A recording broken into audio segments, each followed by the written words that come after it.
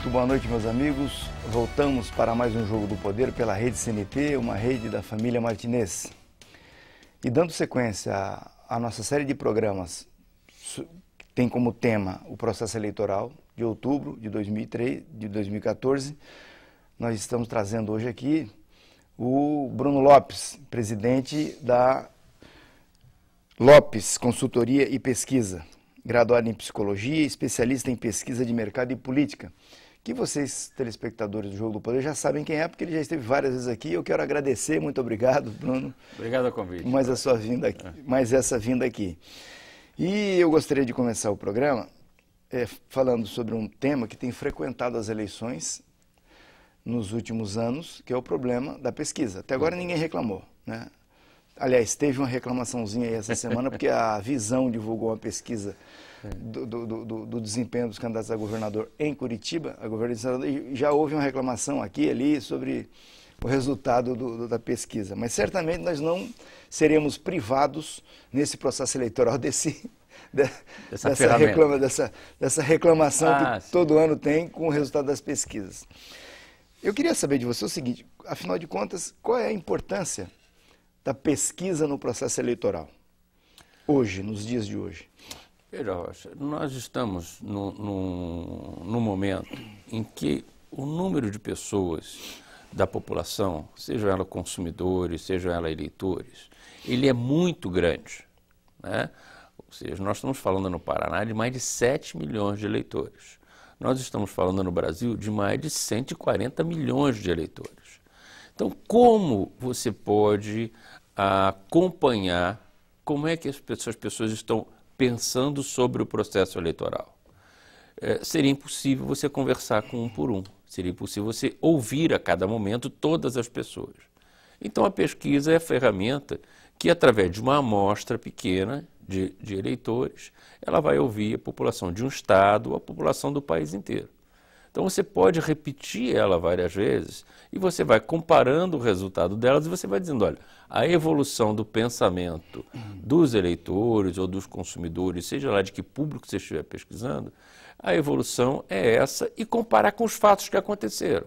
Então entrou um candidato novo, aí você faz uma medição e você vê como é que está o cenário do pensamento da população, o pensamento dos eleitores. E a pesquisa tem essa finalidade de identificar em cada momento qual é o cenário, como é que as pessoas estão pensando, né? É como você pensar num médico que está diante de um paciente, precisa determinar qual é o estado real dele para determinar qual é a terapia que vai ser utilizada, se vai entrar com medicamento ou não, qual medicamento. Então ele solicita alguns exames. E esses exames vão dizer para ele, olha, nesse momento você tem tantos glóbulos vermelhos, tantos glóbulos brancos, tanto de gordura, tanto de açúcar no sangue, e aí determina como vai ser tratado. Num processo eleitoral, os partidos, os marqueteiros e os candidatos fazem com regularidade muitas pesquisas para determinar qual é a linguagem que o candidato vai usar, qual é o problema principal que está preocupando a população. Hoje não tem nenhuma campanha que seja feita profissional, seja bem feita, que não tem esses números regularmente, né? Agora, como eles não são, esses internos não são divulgados, a população fica sem saber o que está acontecendo. Então, os veículos de comunicação, eles fazem também essas pesquisas para dar essa informação para a população. Olha, nesse momento, este candidato está bem mais visto do que esse, está bem mais lembrado, tem uma imagem melhor e tal. E a população vai sabendo, passo a passo, como os outros estão pensando. E para o eleitor funciona mais ou menos assim. Bom, o candidato que eu gostaria de votar não está tendo o desempenho que eu acho que deveria ter, não vai me dar o resultado que eu gostaria de ter nesse processo eleitoral, então eu vou reorientar meu voto. Isso é útil para o eleitor nessa medida também. Veja, é legítimo o eleitor fazer isso, não é? Mas a cada período eleitoral, o eleitor está amadurecendo mais, o eleitor está aprendendo qual a importância do voto dele e está deixando para decidir isso mais próximo do dia da eleição. O eleitor tem informações através dos veículos de comunicação, programas como o Jogo do Poder. A partir do dia 19 de agosto começa o programa eleitoral gratuito com todos os candidatos indo diariamente mostrar suas propostas. Então o eleitor está indo na internet, nas redes sociais, conversando com o filho, com o parente e tal. E ele está se informando e deixando para definir sua decisão lá no final.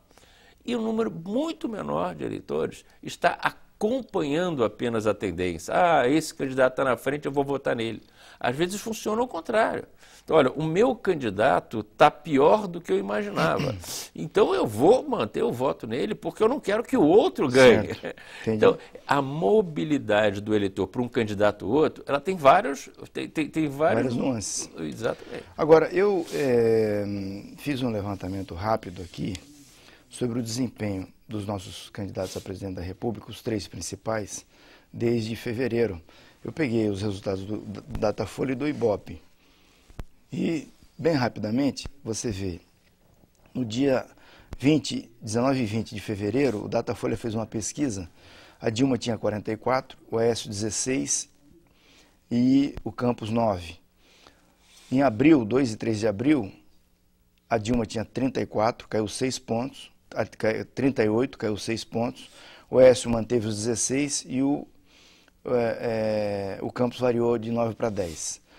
7 e 8 de maio, a Dilma tinha 37, variou para baixo 1 ponto, o Aécio subiu 4, foi a 20, e o Campos variou 1, foi a 11, para cima. No dia 3 e 5 de junho, a Dilma caiu para 34, o Aécio ficou em 19, de 20 para 19, e o Campos caiu de 11 para 7. No dia 1 e 2 de junho, a Dilma foi a 38, recuperou 4 pontos, o Aécio ficou com 20 e o Campos 9. No dia 15 e 16 de julho, a Dilma tinha 36, o Aécio 20, o Campos 8. Aí o Everaldo tem 3 e 5 candidatos têm 1%. Eu nunca vi isso, de ter 5 candidatos na eleição com 1%. A primeira vez que eu estou vendo isso. Mas é uma curiosidade. E na questão da avaliação do governo, 32% diz que o governo é bom e ótimo, e 37%, 38% diz que o governo é regular, e aí mais um contingente de 30% diz que o governo é péssimo. Ruim e péssimo. Isso, ruim e péssimo. No caso do Ibope, os números não são diferentes, né? É mais ou menos em períodos diferentes, mas em março, por exemplo, o Ibope dava 40 para Dilma, 13 para o Aécio e 6 para o Campos. Em abril, 37 para Dilma, 14 para o Aécio e 6 para o Campos. Em maio, 40 para Dilma, 20 para o Aécio e 11 para o Campos. Em junho, 38 para Dilma, 22 para o Aécio e 13 para o Campos. Em 7 de junho foi assim. Em 15 de junho, 39 para Dilma, 21 para o Aécio e 10 para o Campos. Em 18 e 21 de julho, 38 para Dilma, 22 para o Campos e 8 para o Aécio. E nessa pesquisa, a última do Ibope, traz um dado interessante. A maioria absoluta dos eleitores acredita que a Dilma vai se reeleger. E 16% acha que o Aécio vai se eleger e 5% acredita na eleição do Eduardo. Então você vê que o cenário de fevereiro para cá, certo, é de uma estabilidade impressionante, parece que está calcificado, né? O contingente de eleitores que até agora está disposto a votar na Dilma, no Aécio e no Campos. A pergunta que eu faço é a seguinte: diante desse cenário aqui, assim, tem um último dado, que é o índice Band, que a Band vai toda segunda-feira ao ar. Segunda-feira, no último dia 28, ela veio com um índice de votos válidos. 50% para Dilma, 27% para Aécio, 14% para o Campos e 4% para o Everaldo. Quer dizer, ou seja, retrata o que se vem apurando. Se você comparar esse índice da Band, que é só votos válidos, com os demais, você vai ver que ele está muito próximo. Se pegar os dados do Datafolha e Ibope e você excluir o não sabe, não opinou, branco e nulo, você vai ver que os números estão muito próximos deles. Eu queria te fazer a pergunta sobre essa possibilidade que é frequente desde fevereiro, nesses números, da Dilma ganhar a eleição no primeiro turno. E o que tem que acontecer para isso ocorrer? E o que os candidatos que estão tentando tirá-la da presidência têm que fazer para evitar isso? Mas depois do intervalo. Vamos a um breve intervalo e voltamos em seguida com o Bruno daí fazendo análise sobre esses números que nós acabamos de revelar aqui. Daqui a pouquinho, não saia daí, fique conosco.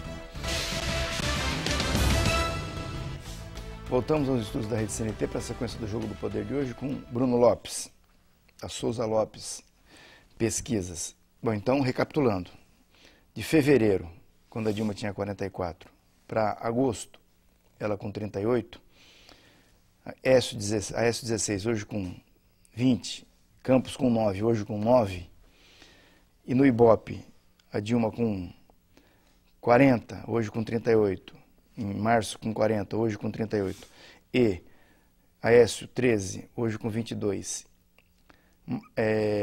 Campos com 6, hoje com 8, e diante desses dados aqui recentíssimos do índice da Band, nós não sabemos, hoje não é possível dizer se nós vamos ter segundo turno ou não, porque é possível que com a vinda do horário eleitoral, onde a Dilma tem um grande tempo,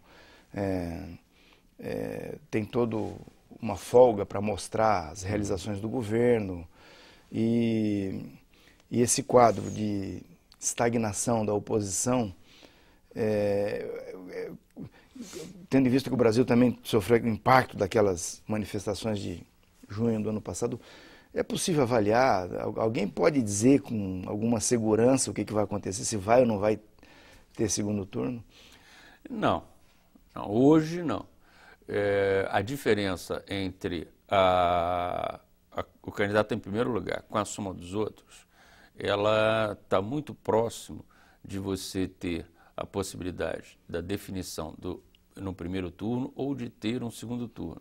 E nós ainda temos, entre o dia de hoje e o dia da eleição, 5 de outubro, um período de 45 dias de campanha intensa, que são os programas eleitorais gratuitos, onde o governo vai ter espaço para mostrar suas realizações e a oposição vai ter espaço para mostrar suas críticas e suas propostas. Nós temos entre esses candidatos, a decisão dos candidatos no voto da pergunta espontânea, tá? A soma dos candidatos, se você avaliar os indecisos, ele pode mudar esse quadro, vai depender de para onde ele caminha.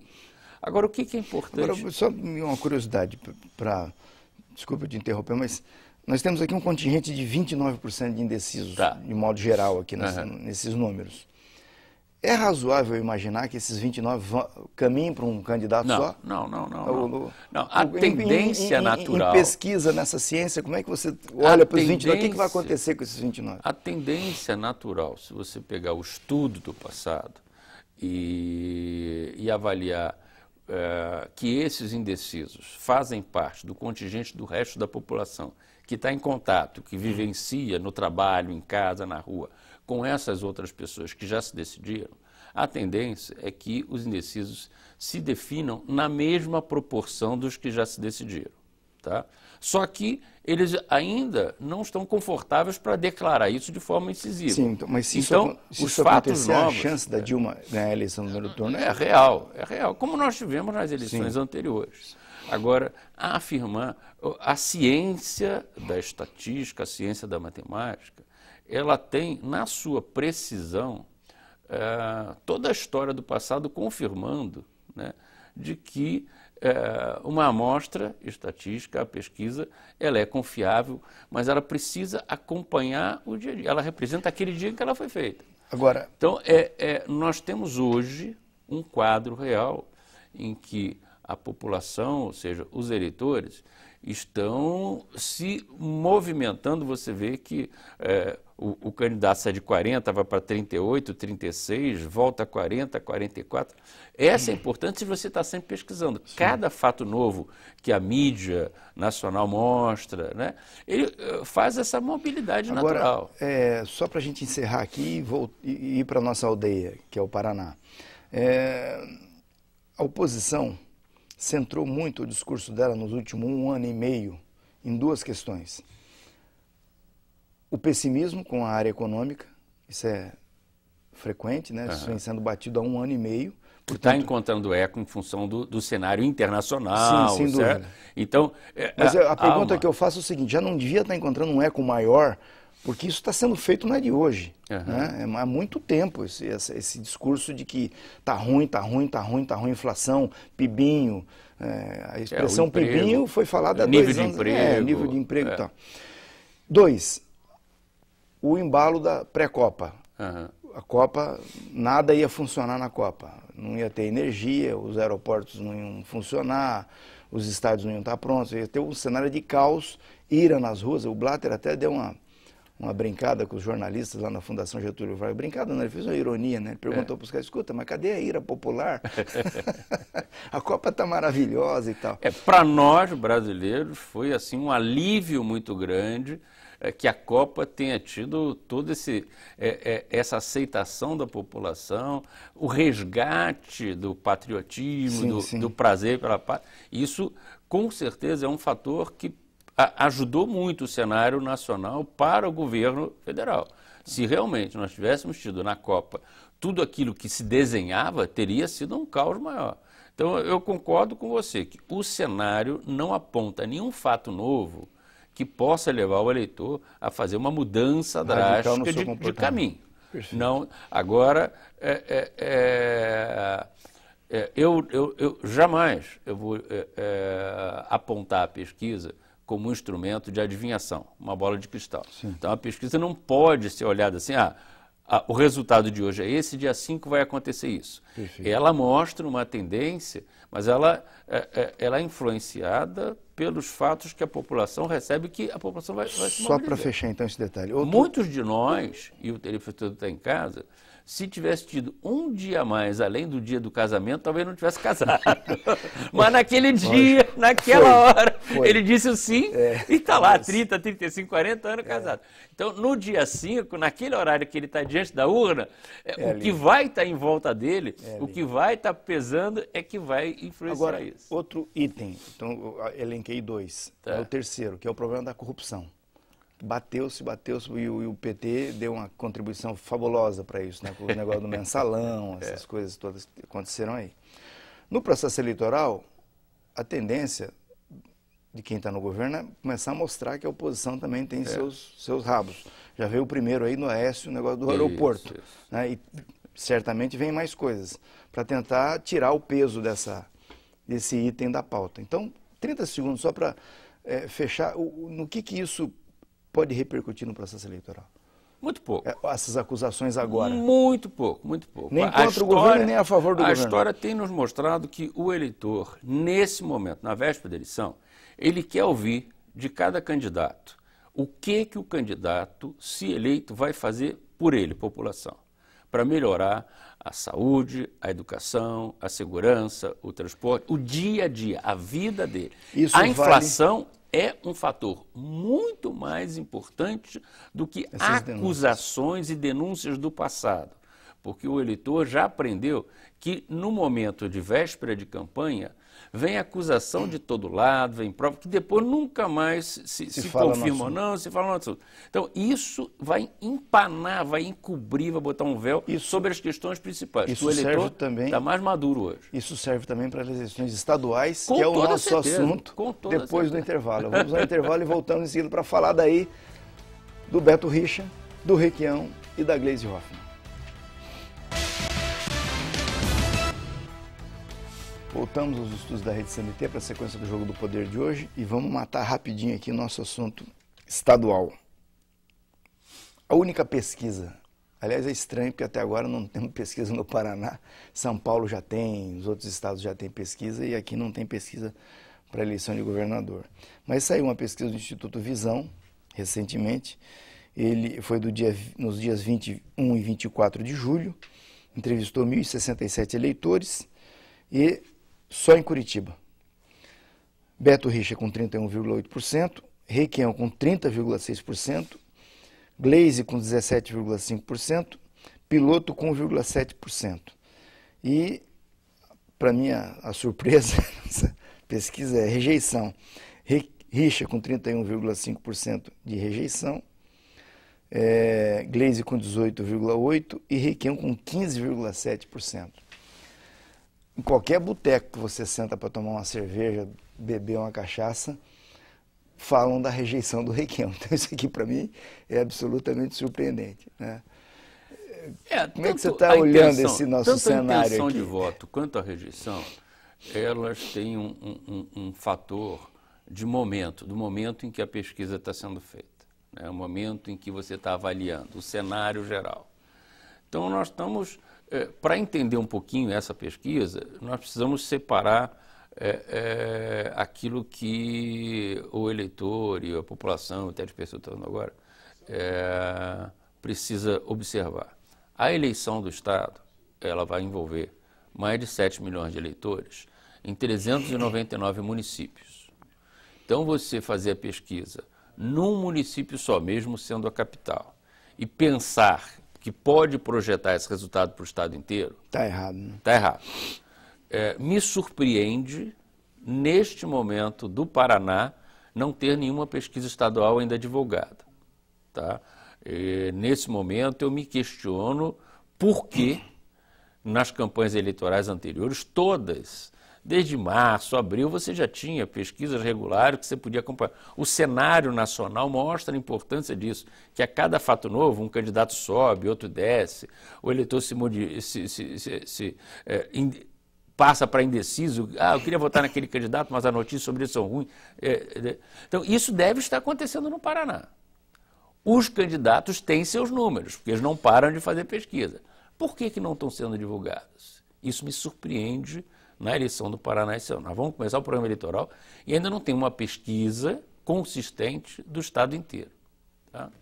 E essas pesquisas que estão sendo divulgadas, no outro dia eu vi uma num município só, lá do Oeste, e aí as pessoas pegam isso e ficam projetando. Isso é muito perigoso. Mas já reflete uma tendência de que o eleitor não está encontrando no governo atual uma segurança de que vale a pena continuar mais 4 anos com essa administração. Então ele está buscando alternativas. E o que você falou é muito importante a gente avaliar. O ex-governador Requião, há 4 anos atrás, há 3 anos atrás, era apontado como político com maior rejeição no estado do Paraná. Ele hoje se torna candidato e a pesquisa mostra a rejeição dele muito baixa. Então, veja, o que aconteceu nesse período? Será que as coisas estão tão ruins que o eleitor está querendo voltar ao passado, à segurança de um passado? Ou é falta de informação, falta de divulgação? Eu solicito nesse momento que a gente encontre no Paraná entidades que estejam dispostas a fazer pesquisa no estado inteiro para mostrar para a população qual é o quadro real né, em todo o estado. Porque esse resultado da capital pode não ser o mesmo de todo o estado, mas mostra uma tendência que não bate com o que as pessoas estavam achando. Não, porque a candidata do PT, vinculada ao governo federal, provavelmente estaria mais bem posicionada. O Requião era para estar com menos votos. O governador, por ter a máquina do governo na mão, por ter as obras... Então, todo mundo imagina que o quadro esteja de um jeito. Na ausência de pesquisa, na ausência de informação, isso começa a ficar nebuloso. Agora, curiosamente, se você pensar só no município de Curitiba, esse cenário aqui é um cenário muito parecido com o cenário do início da campanha para prefeito. Nós tínhamos 3 candidatos, o prefeito lá na frente, um outro logo em seguida e o outro um pouco mais atrás. E deu uma confusão razoável no final. Essa tendência nós não podemos descartar, porque na medida em que, se você somar os votos do candidato de oposição hoje, por esta pesquisa, são maiores do que o do governo atual, então isso mostra uma insatisfação muito grande, né? E isso pode gerar até no final aquilo que aconteceu na capital, em Curitiba, em que o candidato que estava em primeiro, que era identificado com o governo na época, nem foi para o segundo turno, e isso pode acontecer. Mas, eu digo, nós temos números porque nós fazemos pesquisa e os candidatos também fazem. A pergunta é essa, né? Por que ninguém fala? Por que não estão sendo divulgados? Porque para divulgar é muito fácil. É só um dos candidatos. Registrar no tribunal. É só um dos candidatos achar, não, o quadro é favorável para mim. Então registra a pesquisa e mostra. Se ninguém está fazendo isso, é porque nenhum dos candidatos está se sentindo confortável com o resultado que está aparecendo. Não é tão bom quanto eu gostaria que fosse. Então não vou falar. Então não vou mostrar. Então o eleitor acaba sendo o único que não tem informação. E isso é que eu acho perigoso, porque permite manipulação de informação. Bruno, belíssimo, muito obrigado. Obrigado por você ter vindo aqui de novo. Vamos conversar de novo, mais brevemente, aí, num desses domingos, sobre a evolução desse quadro. E vocês que estiveram conosco até agora, muito obrigado, um grande abraço. Nós vamos, daqui a pouquinho, dar sequência à nova grade de programação da CNT com o Balanço Esportivo em Rede Nacional. Não saia daí, aguarde que já já começa o Balanço Esportivo.